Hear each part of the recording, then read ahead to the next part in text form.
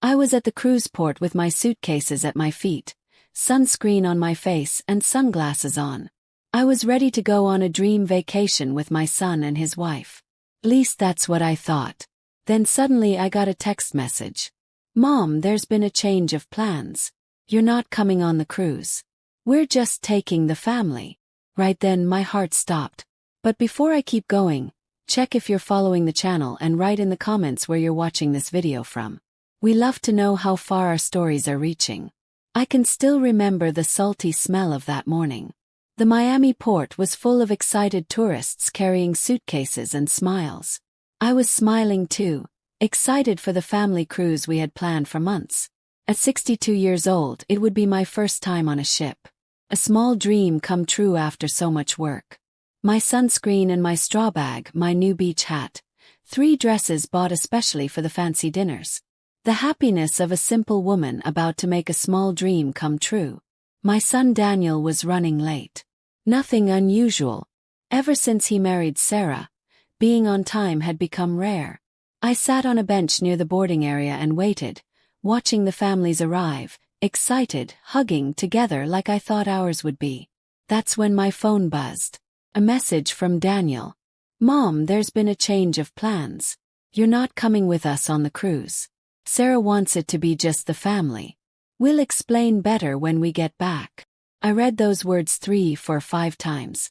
My eyes couldn't believe it, but my heart already knew. I lifted my head, and there they were on the ship's upper deck. Daniel, Sarah, and my 2 grandchildren Mason and Chloe. They didn't see I was watching them, or maybe they did and pretended not to.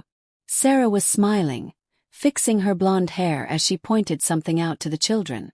My son was looking at his phone, probably checking if I had read his message. Just the family. As if I were what? A distant stranger, not the woman who raised him alone, who worked 2 jobs so he could go to good schools, who held him when he came home crying after losing soccer games. My hands were shaking. I grabbed my suitcases and walked out of that port without looking back. The taxi dropped me off at home 40 minutes later. I walked into the apartment that once seemed cozy and now felt like abandonment. I threw my bag on the couch and went straight to my office where I kept all the important papers. In the second drawer inside a blue folder was the ownership paper for Daniel's house, the house I had bought for them 5 years ago when they got married. The house where I wasn't welcome for weekend dinners because Sarah needs space to create her own family feeling. The house whose last payment I had made exactly 2 months ago. The house that was still in my name. They had never cared about that detail. In fact, Daniel always said, "It's just paperwork, Mom. We'll fix it later." And I, foolishly, believed it was just a matter of time until we made the transfer official.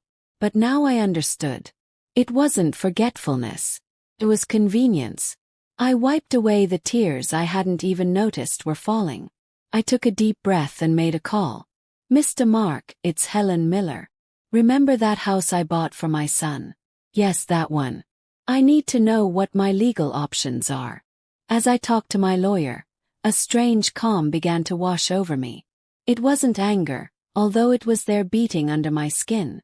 It was a clearness I had never felt before, as if suddenly all the pieces fit together. Sarah's words about creating healthy boundaries. Daniel's growing distance, the comments about me being too pushy with the grandkids, the excuses for not including me in celebrations, even the fact that for the last few Christmases, I got less and less personal gifts. An electric pot, a department store gift card. They weren't separate incidents. It was a pattern, a plan to slowly push me away, keeping only what interested them. My money support, my availability for emergencies, my name on the papers of the house they couldn't afford on their own. I had been reduced to a function, an emotional and financial ATM. Mr. Mark confirmed what I already knew. The house was legally mine. I could do whatever I wanted with it. Sell it, rent it, change it. Everything was in my name. And there was no paper promising a future transfer to Daniel. How long would it take to complete a sale? I asked, surprising myself with the firmness in my own voice. With an interested buyer, 2 weeks, maybe less if we speed up the process. The cruise would last 10 days. I opened my laptop and typed an email to Teresa, my realtor friend. I need to sell a house quickly. It's a matter of dignity. That night I didn't cry anymore. I made a chamomile tea, sat on the balcony, and watched the lit-up city skyline. For the first time in years, I wasn't thinking about Daniel, Sarah, or the grandkids. I was thinking about me. Who was I before I became Daniel's mom or the kids' grandma? I remembered the Helen who loved to dance, who dreamed of seeing Paris, who had her own friends and interests. The Helen who had been slowly erased to make way for a convenient version of myself, one that fit perfectly into the corners of their lives without bothering, without taking up too much space. That message at the port hadn't just been keeping me from a cruise. It had been a cruel reminder that to them I was no longer important. I was disposable and extra, not family. Well, if that's how they wanted to play, I had my own cards and it was time to use them. I took out my journal and started writing a plan. Not for revenge, although there was a bitter taste of justice in it all. It was for survival. It was for self-respect. While their ships sailed away from the Caribbean coast, I began to plan my own course. A course where for the first time in decades, I was the priority. The following week was a whirlwind of planned actions. Teresa, my realtor friend, found an interested couple in just 3 days. Young, no kids with cash. We scheduled a showing for the next day. I needed an excuse to get into Daniel's house. After all, even though it was legally mine, they considered it their home. I used the key I always kept for emergencies. "Mom," Daniel used to say. I entered with a strange feeling of invading a space that belonged to me on paper, but not in their hearts. "I came to pick up some plants to take care of while you're away," I told the curious neighbor who was watching me from her garden. She smiled, believing me. After all, I was Daniel's caring mother, known by everyone in the neighborhood. Inside the house, I was met by silence and memories. I remembered the day I handed them the keys, the emotional hug Daniel gave me, the tears of gratitude in Sarah's eyes. How had that turned into just family in such a short time?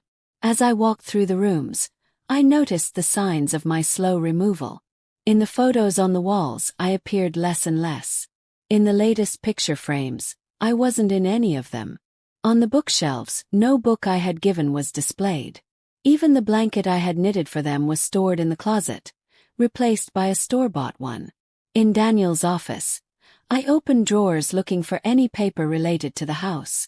That's when I found an envelope with a lawyer's letterhead inside, a draft document titled Property Transfer, dated 3 months ago but never signed or shown to me. The text was clear. They planned to ask for the house to be transferred to their name as soon as the last payment was made. That is, 2 months ago. But something stopped them. Maybe they figured I wouldn't agree so easily. Or maybe they were waiting for the perfect moment to bring it up when I was emotionally vulnerable. I put the paper in my purse. Evidence. Not that I needed more reasons to go ahead with my plan, but that confirmed my suspicions. It wasn't an oversight. It was a strategy. The next day, the interested couple visited the house. Emily and Robert, both doctors, fell in love with the property. "It's perfect for us," they said, unaware of the drama surrounding those walls. They made an offer above market value with cash payment and a closing date in 1 week. "Are you sure about this, Helen?" Teresa asked as we signed the first papers. "I've never been more sure," I replied, surprising myself with the firmness in my voice. Mr. Mark, my lawyer, handled all the legal stuff. He explained that as the registered owner, I had every right to sell the property. "They can't claim surprise or not knowing since the property was always clearly in your name," he explained. The sale was finished in record time. The money was put into my account, and the new owners would get the keys on July 27th, 1 day before the cruise returned. There was one more detail to handle. What would they find when they came back? I didn't want to just disappear. I wanted them to understand the results of their choices. So I wrote a letter. "Daniel and Sarah, the house you called home has been sold. It was always legally mine, as you well knew. Just as you knew I finished paying off the loan 2 months ago using my retirement money. When I got your message saying I wasn't family enough to join you on the cruise, I finally understood my place in your life. Convenient side place. available only when needed. The new owners will move in tomorrow. Your personal belongings have been stored in a storage unit paid for 3 months. The key and address are with Mr. Mark Almeida, whose contact information is attached. Don't bother looking for me. Just as you needed space to grow as a family, I also need space to rediscover who I am besides a disposable mother and grandmother. Helen. I put the letter in an envelope and left it on the kitchen table where it would surely be the first thing they'd see. Next to it, I placed a copy of the house ownership paper and the sale contract. On the last night before handing the keys to the new owners, I did something I hadn't done in years. Dance. I put on Aretha Franklin on my phone and spun around the empty living room, now bare of furniture, stripped of the fake smiles and photographs, cleansed of unspoken lies. Your family is now homeless, I whispered to the echo in the empty house. That dance wasn't a celebration of revenge. It was a ritual of freedom. For years, I had defined myself by the roles I played in others' lives. Daniel's mother, Sarah's mother-in-law, Mason and Chloe's grandmother, emotional and financial ATM. Good example, always available, never too much. As I twirled in the empty room, I felt the weight of those roles falling off me. It was as if each spin gave me back a piece of the Helen I once was, the one who had her own dreams, desires, a life beyond serving others. The next day, I handed the keys to Emily and Robert. They were beaming, talking about plans to redecorate, how they would turn the spare room into a shared office. The energy in this house is special, Emily said. You can feel there was a lot of love here. There was, I replied, but not all love survives convenience. She looked at me without understanding but smiled anyway. I smiled back, a real smile for the first time in days. As I walked out the gate for the last time, I felt a mix of emotions I couldn't name. It wasn't exactly peace, nor revenge, nor sadness. It was the painful relief of finally seeing reality as it is, not as we wish it to be. I returned to my apartment downtown and made a call. Mary, I said to my sister, that trip to Paris we always dreamed of. How about next month? I hung up before she could answer, then sent the tickets I had bought that morning. It was time to live my own dreams, not just pay for others. That night, I slept deeply for the first time since that day at the port. No nightmares, no waking up suddenly, without that ache in my chest that had been with me for weeks. As the ship slowly returned to the Caribbean coast, I was moving further and further away from the port of Miami where they had left, not physically, but emotionally. They were planning to return to a life that no longer existed. I was planning to leave for a life that was just beginning. The flight to Paris left in exactly 30 days, enough time to organize my new life and watch the results of my decision from a distance. Not out of cruelty, but because I needed to understand that this wasn't a temporary nightmare. It was the reality I had built for myself, one brick of self-denial at a time. 3 days before the cruise returned, I got a message from Daniel. Mom, we miss you. The kids ask about you every day. Can't wait to show you the pictures. I smiled bitterly at the phone screen. The fakeness was so clear I could almost see it shining between the words. No apology for the removal, no acknowledgement of the hurt caused, just the continuation of the script in which I was supposed to play my part. The understanding mother, always ready to forgive. I didn't reply. Each unread notification was a small act of rebellion against decades of unconditional availability. The next day, another message arrived, this time from Sarah. Helen, we brought you some wonderful Belgian chocolates. Chloe picked them especially for Grandma. Again I left it on read. Silence was my only possible response at that moment because if I started talking, I might not be able to stop, and I wasn't ready for that fight yet. 24 hours before they got off the ship, Daniel called. I let it go to voicemail. Mom, it's weird that you're not answering. Is everything okay? We're worried. We arrive tomorrow at 6 o'clock in the evening. Can we come over for dinner? The kids miss you. The concern in his voice sounded real, which made everything even more confusing. How could he remove me so coldly and then act as if nothing had happened? It was like we were living in different realities. On the day they got off the ship, I woke up early and went to a coffee shop near the port. From a distance, I saw the huge white ship slowly coming to the coast. Somewhere on that floating structure were the people I once called family. I ordered a double espresso and watched the growing activity at the terminal. Excited families waiting for their loved ones, app drivers holding signs with names, street sellers offering water and snacks. At 6:15 p.m. I saw Daniel, Sarah, and the children coming down the ramp. They were tanned, smiling, loaded with bags. Chloe was holding a new stuffed animal. Mason was wearing a t-shirt from some Caribbean island. They looked like the perfect picture of a happy family. I turned away before they could see me, paid for my coffee, and left. I didn't need to witness the moment they would read my letter, the moment they would realize the house was no longer theirs. That wouldn't bring me satisfaction. I went back to my apartment and turned off my phone. Whatever happened in the next few hours, I didn't want to be a witness. It wasn't about torturing them or enjoying their confusion. It was about finally creating the space I needed to heal from decades of small disappointments. That night, I slept a restless sleep. Part of me still felt guilty, trained to put their needs before my own. But another part, the one growing stronger every day, knew I had done what was necessary. At 7:43 the next morning, the doorbell rang. I looked through the peephole and saw Daniel. He was alone with deep dark circles under his eyes and a pale face. I opened the door without a word. "How could you?" were his first words, his voice shaking between anger and disbelief. "You sold our house without even asking us." "It wasn't our house, Daniel. It was mine. It always was.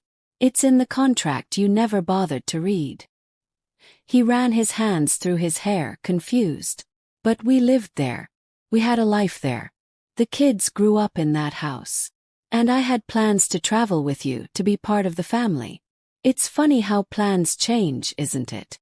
It was just one trip, Mom. A single trip." "No, Daniel. It was the last straw. It was the moment I finally understood my place in your life. Convenient when you need me, disposable when I'm in the way." He fell onto the sofa, suddenly looking exhausted. "Where are we going to live now? Did you think about the children?" That question lit something inside me. Decades of sacrifices, of putting his needs before my own. And still, the first concern wasn't about me, my feelings, the pain they caused me. It was about the inconvenience I had created. "You have 3 months of storage paid for. Enough time to find another place." And yes, I thought about the children. I thought about what kind of adults they will become watching how they treat their own mother. Daniel looked at me as if I were a stranger. In a way, maybe I was. The mother he knew, gentle, always available, ready to sacrifice everything, had disappeared at the port that day. "Sarah is devastated," he said, as if that should matter to me. "And how do you think I felt when I read your message that day?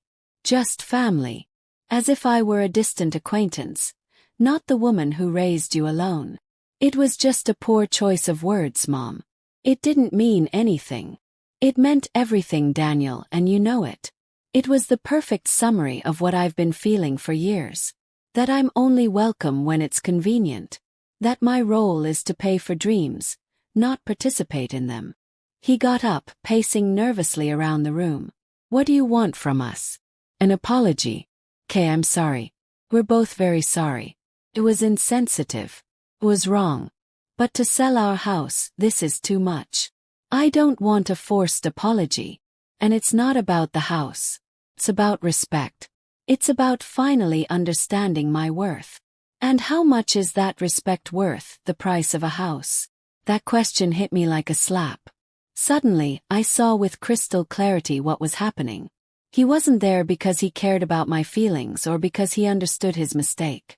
He was there because he needed a roof over his head. You still don't get it, do you? This isn't a negotiation. The house was sold. The new owners have already moved in. It's irreversible. Just like the damage you caused by removing me from that trip. So now what? What do we do? I don't know. I'm going to Paris in 27 days. I'm finally going to live my life, not just exist in service of yours. Daniel looked at me as if he'd been shocked. Paris. For how long? I don't know. Maybe a few weeks, maybe months. Maybe I won't come back. He took out his phone, his hands shaking. I need to tell Sarah. She's not going to believe this. Tell her I finally understood what family means. It's something small, self-contained that eventually falls apart. When Daniel left, closing the door behind him, I felt a huge weight being lifted from my shoulders. It wasn't happiness or satisfied revenge. It was simply the relief of finally having spoken the truths I had held back for so long. I took my laptop and opened the email from the airline. The ticket to Paris glowed on the screen like a promise, not of escape, but of a new beginning. At 62, I was about to start a whole new chapter. A chapter in which I was the main character, not just a supporting character in someone else's story. In the following days, the messages and calls didn't stop. Daniel, Sarah, even mutual friends who were trying to bring me to my senses. Every phone notification made me take a deep breath, looking for the strength to stick to my decision.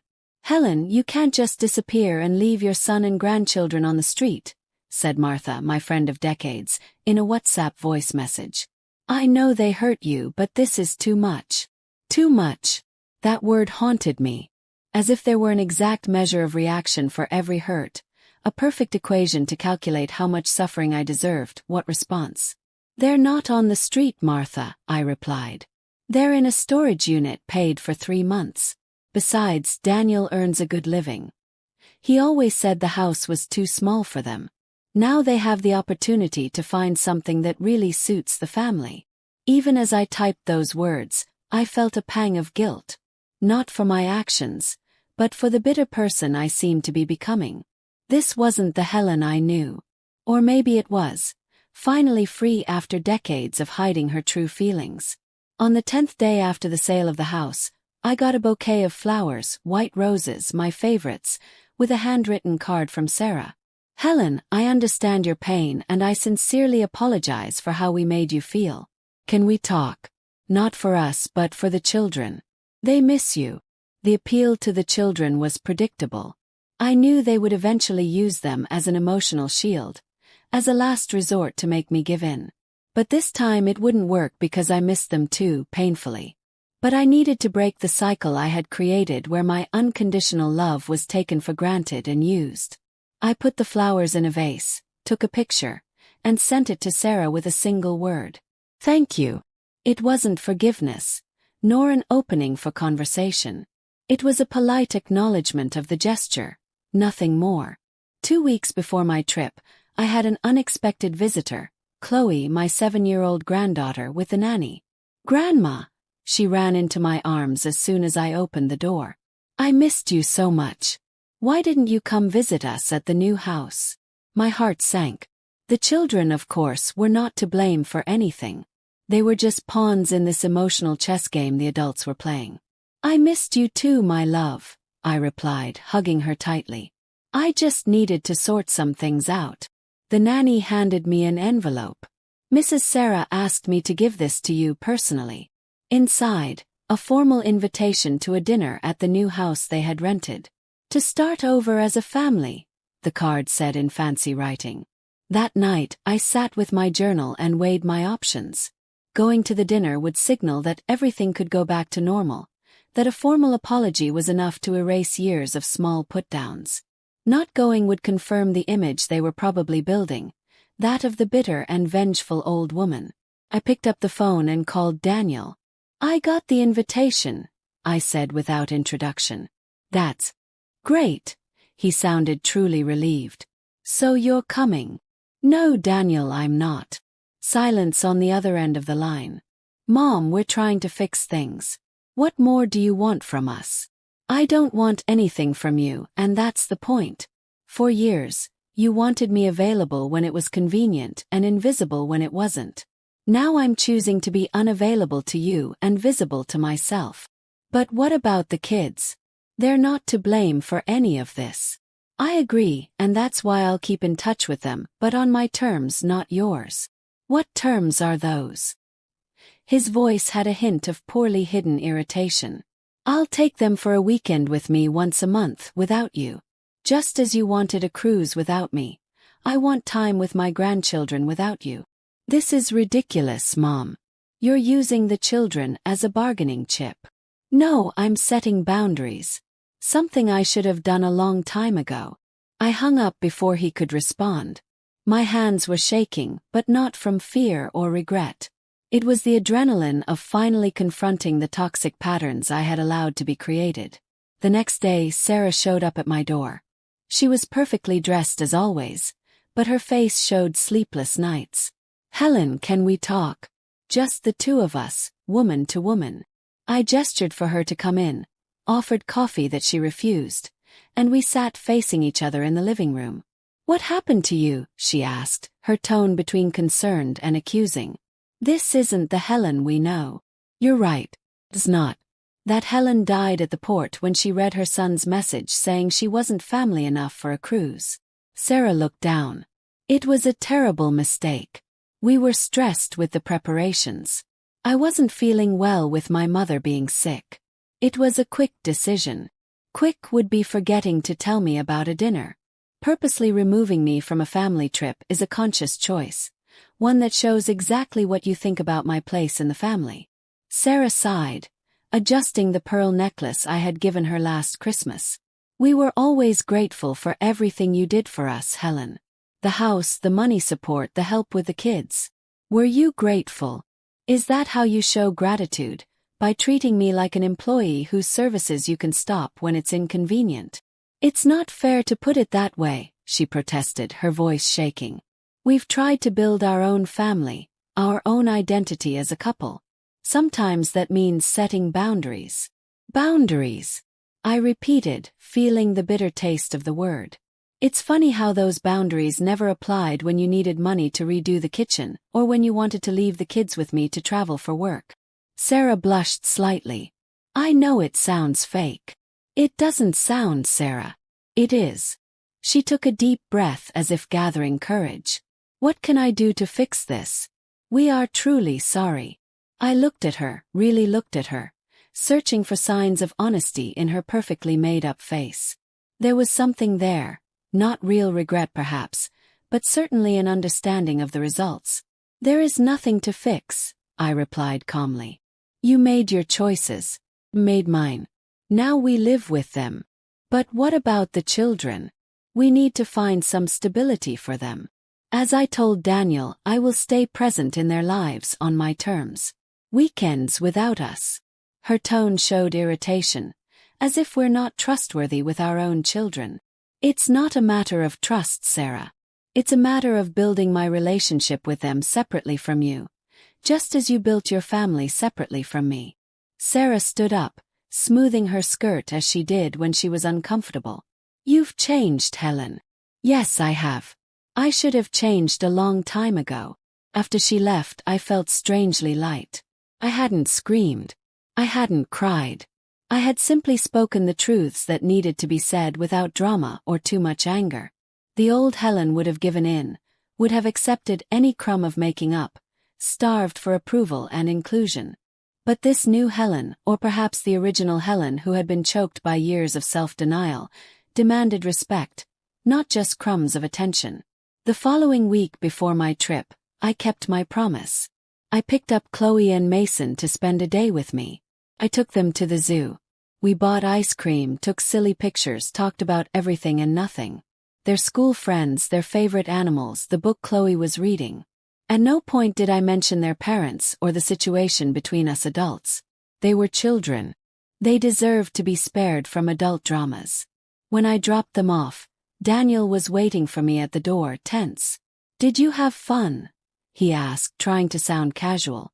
A lot, I replied, keeping the same forced lightness. They brought the drawings they made for you. Thanks for doing this, he said, sounding truly grateful, for not keeping them from me because of all this.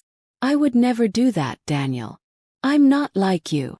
The comment hit him as expected, but he just nodded, taking the blow. When are you coming back from Paris? He asked, changing the subject. I don't know. Maybe never. Are you serious? There was real panic in his voice. For the first time in decades, I'm putting my needs first. I'll stay as long as it takes to rediscover myself. And what if we need you? What if the children need you? I smiled, not with joy, but with the certainty of someone who finally understood her worth. You survived without me for 10 days on a cruise. I'm sure you'll survive during my trip. The night before the flight to Paris, I did something I had been putting off. I opened the box where I kept all of Daniel's memories. Pictures from his childhood, school drawings, his first baby shoe. Each item told the story of an unconditional love that had slowly been turned into convenience. I didn't throw anything away, nor did I hide the box in the back of the closet. I just looked at it, recognizing that those memories were part of me, just like the pain of the recent removal. I didn't need to deny the past to accept the future. The next morning, as the taxi took me to the airport, I got a message from Daniel. Have a good trip, Mom. We love you even if you don't believe it right now. I didn't reply. Not because I didn't believe in their love, but because I had learned that love without respect is just an empty word, an excuse to continue harmful behaviors. The plane took off on time at 10:25. As America was left behind, I felt like I was breathing freely for the first time in years. It wasn't just a geographical trip. It was a trip into myself to rediscover the Helen that existed before being Daniel's mom or the kid's grandma. The Helen who had her own dreams, desires, a life that wasn't summed up by serving others. The flight attendant served champagne in business class, a luxury I had allowed myself with the money from the house sale. I raised my glass in a silent toast, not to the end of a family, but to the beginning of myself. Paris greeted me with a light rain and gray sky. But even that didn't reduce the magic of the moment. Mary, my sister, was waiting at the airport with a colorful umbrella and a huge smile. Welcome to your new life, she said, hugging me tightly. Mary was always my opposite. She never married, never had children, built an international career, and lived between Paris and Cancun for decades. While I dedicated my life to Daniel, she dedicated hers to herself. For years, I felt a hidden superiority about her choices, as if my motherly sacrifices were somehow nobler than her selfish life, as we used to call it in our family conversations. Now, at 62, I was beginning to question who had really made the wiser choices. How are you feeling? Mary asked as her driver took us through the Parisian traffic. Free, scared, guilty, all at the same time. She laughed. Welcome to real life, sister, where no emotion exists by itself and all decisions have a price. Mary's apartment was in the Marais, a historic neighborhood full of galleries, cafes, and independent designer shops. Her sophisticated lifestyle had always seemed excessive to me, almost wasteful. Now I saw how she had created a life that showed exactly who she was without compromises, without unnecessary sacrifices. I've prepared the guest room, but I think we need to find your own space soon, she said as she showed me the beautiful room overlooking an inner courtyard. How long are you planning to stay? I don't know, I answered honestly. I never planned anything beyond selling the house and buying the ticket. Perfect, Mary smiled. The best journeys are the ones without a set script. In the following days, I absorbed myself in Paris like a thirsty person in an oasis. We visited museums, sat in cafes watching people, walked for hours along the Seine. I absorbed every moment like a sponge, filling a void I didn't even know existed inside me. My phone stayed mostly off. I turned it on only once a day, usually at night, to check important messages and make a short video call with Chloe and Mason. The conversations were always light, focused on their daily activities and my discoveries in Paris. We never talked about the situation with their parents or when I would be back. A week after my arrival, Mary organized a dinner with some of her friends, artists, writers, university professors. Fascinating people who lived intense and meaningful lives well into their 60s. This is my sister Helen. She introduced me to an elegant woman with gray hair. She finally discovered there's life beyond being a mother and grandmother. At another time, I would have been offended by that description. But that night, between laughter and glasses of red wine, I recognized the truth in her words. And what do you do, Helen? asked Philip, a comparative literature professor. I'm rediscovering who I am, I replied, surprised by my own honesty. I spent decades being defined by my roles in others' lives. Now I'm writing my own definition. Ah, a journey of self-discovery, he smiled. The most important of all journeys. That night was revealing. For the first time in decades, I was seen and appreciated as Helen. Not as someone's mother, someone's grandmother, someone's mother-in-law. Just Helen with her own opinions, stories, and dreams. The next day, Mary surprised me with a proposal. I have a friend who rents a small apartment in the 11th arrondissement. Nothing fancy, but with all the Parisian charm. Want to see it? Rent for me. But I don't know how long I'll stay. Exactly why. No long-term commitment. Just a place of your own while you decide your next steps. The apartment was a typical Parisian studio. Small but perfectly organized with high windows that let in the golden autumn light. Old wooden floor that creaked slightly when you walked. A tiny but working kitchen. It's perfect, I whispered, feeling that this space symbolized exactly where I was in life. A temporary place but mine a beginning. That same afternoon, I signed a 3-month renewable lease. With part of the money from the house sale, I could afford this transition period without immediate money worries. After 2 weeks in Paris, I got an email from Mr. Mark. Daniel had hired a lawyer and was threatening to challenge the sale of the house, claiming there was a spoken agreement that the property would eventually be his. Don't worry, Mr. Mark wrote. Without formal paperwork, there's nothing they can do legally. The sale was completely legitimate. Still, the news affected me. Not because of the fear of losing the legal battle, which I knew didn't exist, but because of the confirmation that Daniel still hadn't understood. He continued to see the situation as an injustice against him, not as a result of his own actions. That night, I called him for the first time since my departure. Why the lawyer, Daniel? Mom! He sounded truly surprised to hear my voice. Where are you? We were worried. In Paris, as I said I would be. Why did you hire a lawyer? Silence on the other end. Then a sigh. Because it's not fair. That house was our home. We had an agreement. What agreement, Daniel? The one that existed only in your head, or the one you planned to force on me after I finished paying the loan? What are you talking about? I found the draft of the property transfer in your office, dated 3 months ago, never shown to me. You were waiting for the right moment to pressure me, weren't you? More silence. It was Sarah's idea, he finally admitted, his voice low.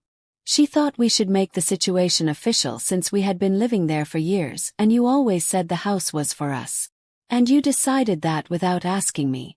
Just as you decided I wasn't family enough for the cruise. They are completely different situations. No, Daniel, they are exactly the same. In both cases, you made decisions about my life, my feelings, and my property without considering me worthy of being part of the conversation. I heard him take a deep breath as he had since he was a child when trying to control his frustration. So now what? Are we going to live in this standoff forever? You in Europe resentful, and us here trying to rebuild our lives. I'm not resentful, Daniel. I'm finally living my own life. Not the one you designed for me as a convenient supporting role. And I suggest you drop the lawsuit. It will be embarrassing for you when it's rejected. You've changed, Mom. I don't recognize you anymore. Maybe you never really knew me, only the version of me that was convenient for you. After hanging up, I cried for the first time since arriving in Paris. Not for the house, not for the lawsuit, not even for the broken relationship with my son. I cried for the Helen who had spent decades choked under layers of others' expectations, for the woman she could have been if she had set healthy boundaries from the beginning. The next morning, Mary found me on the balcony watching the street movement with a cup of coffee. Tough night, she asked, noticing my swollen eyes. Daniel hired a lawyer. He wants to challenge the sale of the house. Mary let out a dry laugh. Of course he did. When people lose their privileges, they call it injustice. He's my son, Mary, despite everything. Yes, and you love him. But loving doesn't mean letting yourself be used. You didn't take anything that was rightfully his. You just stopped giving what was rightfully yours. Her words hit deeply. For my entire life, I had confused love with sacrifice, generosity with self-denial, as if loving necessarily meant making myself smaller, becoming less so that the other could be more. But true love, for others and for oneself, didn't demand that imbalance. It didn't ask me to disappear, so that others could shine. That afternoon I did something I had never done before. I signed up for a watercolor painting class, a teenage passion I had given up when I got pregnant with Daniel, considering it a silly hobby incompatible with motherly responsibilities. The studio was in an old building in Montmartre with huge windows that framed the rooftops of Paris like a living painting. The teacher, a man with white hair and ink-stained hands, greeted us with a gentle smile. "Watercolor is like life," he said, showing a soft brush stroke. "You can guide the water, but you can never completely control it. The beauty is in accepting the unpredictable paths it chooses." As I mixed colors and watched them flow across the paper, I had a sudden realization. This was exactly what I was learning to do with my own life. Guide, not control. Accept the unpredictable. Find beauty in unexpected paths. At the end of the class, I had created a small landscape, imperfect certainly, but vibrant with colors and possibilities, just like the new chapter one was beginning to write for myself. Autumn in Paris turned the trees into explosions of red and gold, as if the entire city was celebrating my personal change. The days grew shorter, but somehow my hours seemed fuller, more meaningful. I created a routine that was exclusively mine.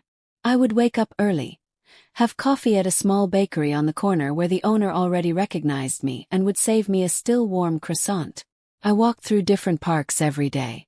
I attended my watercolor classes twice a week. And at night, I often had dinner with Mary and her friends or simply stayed in my small apartment reading or painting. It was a simple life but completely mine. Every decision, every moment was chosen by me and for me. The weeks passed, and the frequency of Daniel's messages slowly decreased. Mr. Mark informed me that he had dropped the lawsuit, finally accepting that he had no basis for a challenge. I continued to have regular video calls with Chloe and Mason, but even these became less frequent as they got used to the new family situation. In mid-November, I got an unexpected email from Sarah. "Helen, I hope you are well in Paris. The photos you send the children are beautiful. They love showing their friends where Grandma is living now. I am writing to apologize, genuinely this time, not for the practical inconveniences we caused each other, but for the emotional damage we caused you over the years. Daniel and I have been in couples therapy since you left. It wasn't easy to face certain truths about ourselves, about how we treated you, about the toxic patterns we created. The therapist helped us see how we normalized manipulative and selfish behaviors, disguising them as setting healthy boundaries or building our own family. The truth is, we took your generosity for granted. Worse, we knowingly took advantage of it, knowing you would never say no, you would never set firm boundaries, you would never demand fairness. I don't expect you to forgive or forget, nor am I asking you to come back or restore the previous situation. I just wanted you to know that your drastic decision forced us to face painful truths and start making real changes. Daniel has difficulty expressing this, so I'm taking the liberty of speaking for both of us. He is still processing a lot of anger and guilt, but he is making progress. The children are well. We miss you, but we respect your journey. With sincere wishes for your well-being, Sarah." I read the email several times, trying to figure out if it was manipulation disguised as honesty, but something in those words sounded different from previous attempts at making up. There were no hidden requests, no mention of the house or the money situation, no attempt to use the children as emotional pressure. I showed the email to Mary during dinner that night. "What do you think?" I asked as she read it carefully. "It seems honest," she said finally, handing back my tablet. "But the important question is, what do you think?" I thought for a moment. "I think they are finally understanding not just what I did, but why I did it. And does that change anything for you?" "I don't know," I answered honestly. "I'm not ready to forgive completely, nor to go back to the old way." "Nor should you," Mary stated, pouring more wine into our glasses. Forgiveness, when it comes, should be for your own peace, not for their comfort. And regardless of forgiveness, you must never again accept being treated as before. I nodded, absorbing the wisdom of her words. That night, I replied briefly to Sarah. Thank you for the email. I appreciate the honesty and acknowledgement. I am also on a journey of self-discovery and healing. I'm glad you are seeking professional help. The children are always welcome in my life, as is honest communication between us adults. Helen. Short, without promises or giving in, but also without hostility. A small step in the direction of something new. Not a restoration of the past, but perhaps the building of a different future. December arrived with Christmas lights changing Paris into a fairy tale city. My watercolor class organized a small end-of-year show, and to my surprise, 2 of my pieces were chosen. Nothing grand, just a small gallery in the Marais. But for me, it represented something huge, the recognition of my value beyond family roles. On the day of the show opening, I stood in front of my framed watercolor, a view of the Seine at sunset, with shades of blue and purple blending on the horizon. It wasn't technically perfect, but it captured something real, a moment of peace I had experienced alone, sitting on the riverbank. It's beautiful, said a familiar voice behind me. I turned around, shocked, and there was Daniel. What are you doing here? I asked, almost breathless with surprise. Sarah saw the show invitation on your Facebook. I thought maybe it was time for a face-to-face conversation. He looked different, thinner, with slight dark circles under his eyes, but also with a softer, less defensive look. Did you come alone? Yes, Sarah stayed with the kids. She understood that we needed this time, just the 2 of us. We left the gallery and walked to a nearby cafe. The night was cold but clear, with a starry sky rarely seen in the lit-up city. Your painting is really nice, he said as we sat down with steaming hot chocolates. I didn't know you painted. Me neither, I replied with a slight smile. There are many things about me that you don't know, that I didn't even know myself. He nodded, stirring the chocolate with a spoon. I've thought a lot about that, about how I never really saw you as a whole person with your own desires and dreams. You were just Mom, an extension of myself in some way. The disarming honesty took me by surprise. This was not the defensive Daniel I had left behind. Therapy seems to be working, I commented. He gave a small smile. It's hard, painful actually, to face patterns I didn't even know I had, to see how I treated the person who loved me most in the world. I still love you, Daniel. That never changed. I know, and I took advantage of that love for years. He paused, taking a sip of chocolate. I didn't come to ask you to come back or to undo what you did. I came to say that I understand and that I'm trying to change, to be better. We were silent for a few moments, letting those words float between us. Are the kids okay? Finally asked. Yes, they miss you. But they're adjusting. Chloe has saved every picture you send in a special album. And you?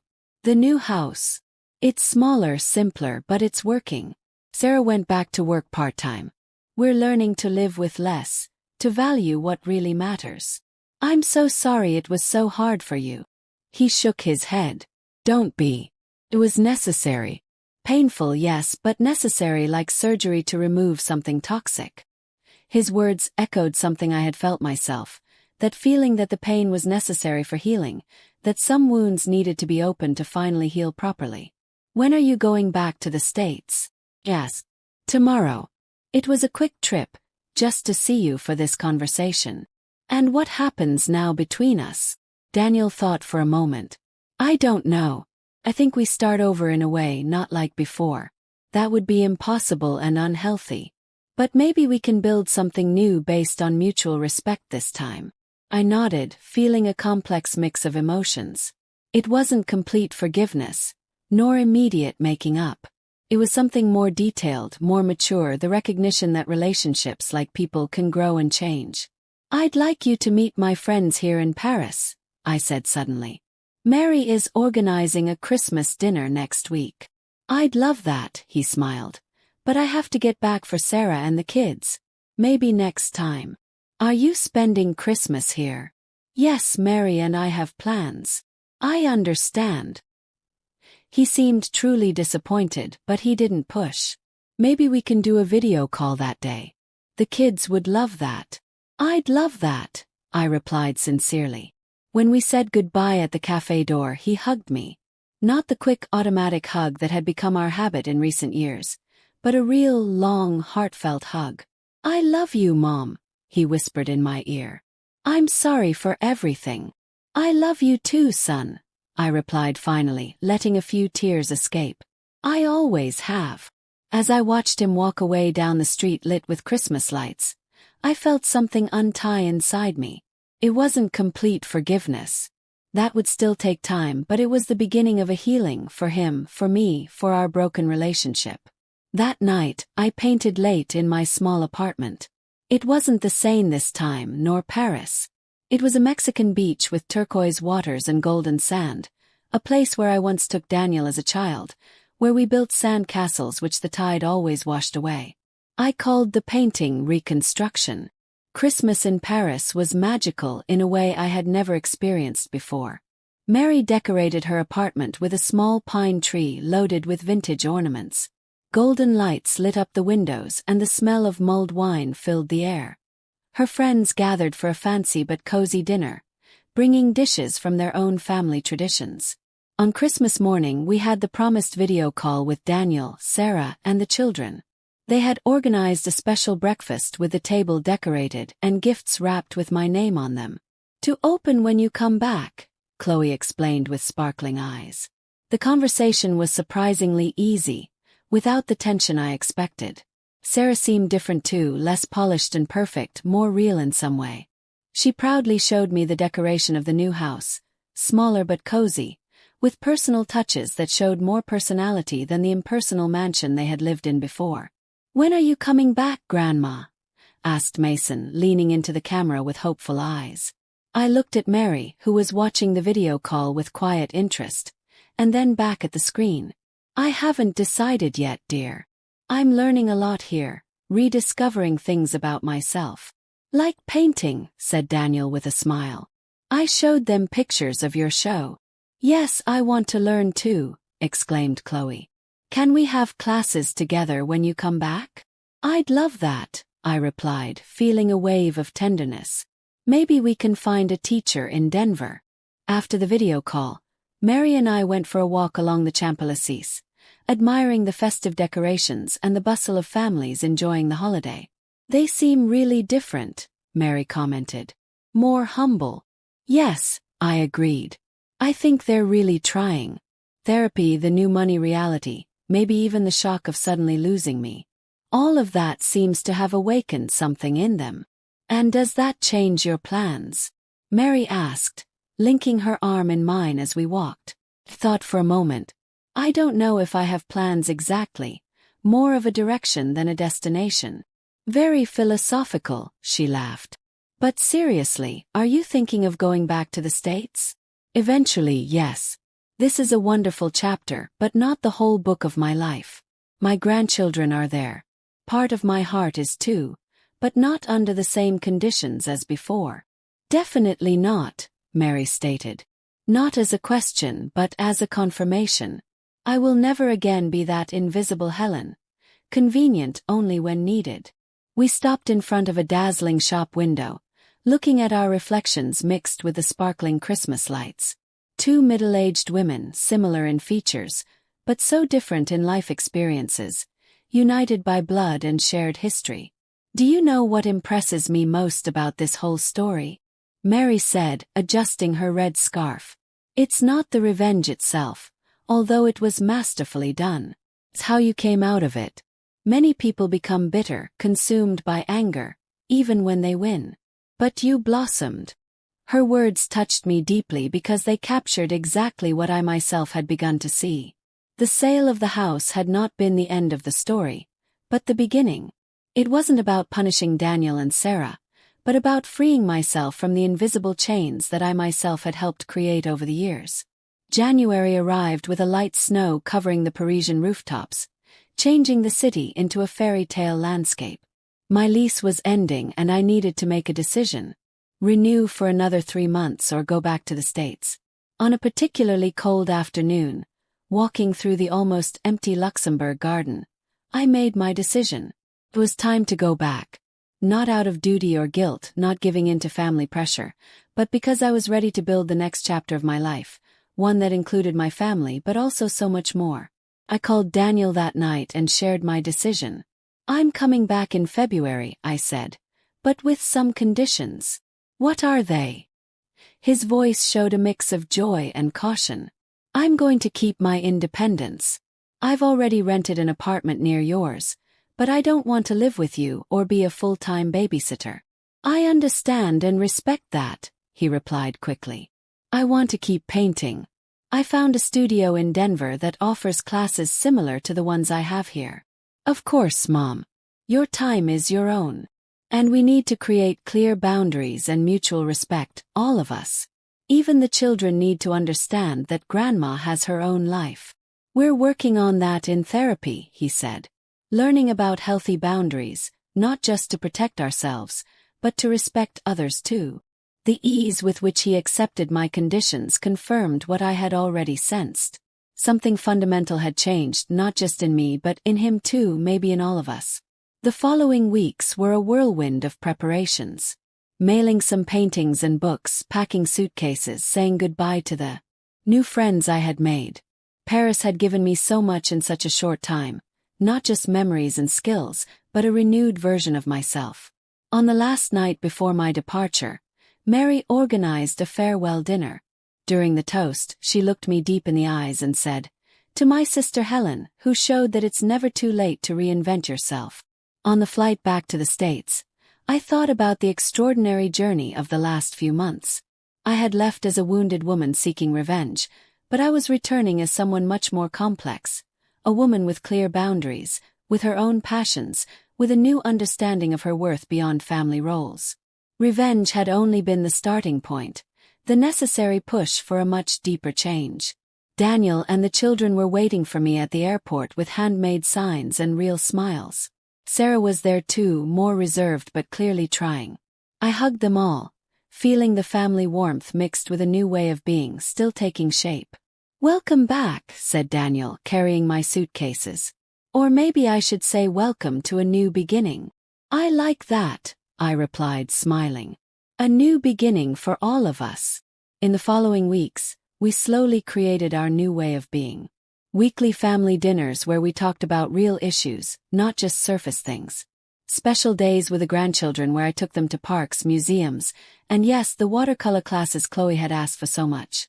And most importantly, time for myself, my cozy apartment, my studio 3 times a week, new friends, a life that was truly mine.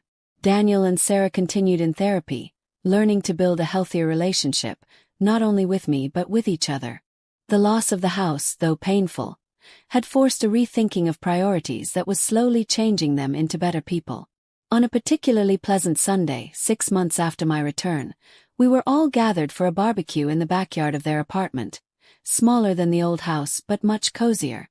I watched the scene with a sense of peace I never imagined possible after that day at the port. Daniel grilling, Sarah setting the table, the children playing on the lawn. Me bringing a dessert I had learned to make in Paris. "You know what I'm thinking," said Daniel, coming over with a glass of wine. "I never properly thanked you." "For what?" "For being strong enough to force us to change. For not accepting being treated that way. If you had just given in like you always did, we would still be trapped in that toxic cycle." His words surprised me. I had never thought of my revenge as a gift to them too. But in a way it had been. The pain of loss, the embarrassment, the forced awakening, all of that had created space for something new and potentially better. "I still miss it sometimes," he continued, looking at the horizon. "The house, I mean. It was nice, spacious, but I realized it was never really a home. It was more of a trophy, a status symbol. This place," he gestured to the small garden where we were, "with its imperfections and limited space, feels much more like ours." I nodded, understanding perfectly what he meant. Sometimes we lose something valuable only to discover that what was truly precious was somewhere else. "Sometimes I wonder," I said, If I would have found the courage to change, if I hadn't been so drastically removed that day, if I would have rediscovered painting, Paris, my independence. I can't change what I did, Daniel replied, his voice thick with emotion. But I can promise that I will never make you feel invisible again. That's all I ever wanted, I replied honestly. To be seen not just as a mother or grandmother, but as Helen. That afternoon, as I was painting with Chloe in the small studio I had set up in my apartment, she asked me an unexpected question. Grandma, have you forgiven Daddy and Mommy for not taking you on the cruise? I paused, searching for words a child could understand, but that were still true. You know, Chloe, forgiving doesn't mean pretending something painful didn't happen or that it didn't matter. It means deciding not to let that pain control your future. And yes, I am forgiving a little more every day. Like in your paintings, she said, surprising me with her insight. When you make a mistake, you can't erase it, but you can turn the mistake into something beautiful. I smiled, amazed at the wisdom of this 8-year-old girl.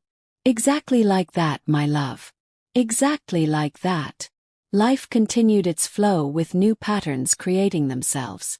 I was no longer the endless source of money and emotional support for Daniel and Sarah, nor did I want to be, but I was a constant and valued presence in their lives, especially for my grandchildren. I was also a developing artist, a friend, a traveler, a woman rediscovering sleeping passions and growing new ones. The house I sold was never mentioned again, as if we all silently understood that it represented a closed chapter in our lives. The new owners had greatly renovated it. Once we passed by it during a walk, and we barely recognized it. It looks like a different life, Daniel commented. It was, I replied simply. On my 63rd birthday, I got a surprising gift from Daniel and Sarah, a ticket to Italy and enrollment in a painting workshop in Tuscany. So you can continue your journey, said the card that came with the gift. With all our love and respect. Looking at the envelope with the tickets, I realized I had come full circle. The pain of that day at the port had been changed into something completely unexpected. Freedom, not just physical or money freedom, but the inner freedom to finally live as the woman I was always meant to be. Revenge had only been the beginning. The rebirth that followed, that was the real victory. Now, if you like this story, go ahead and click on this next video appearing on your screen because in it is a story of betrayal and revolt like you've never seen before on In-Law Stories.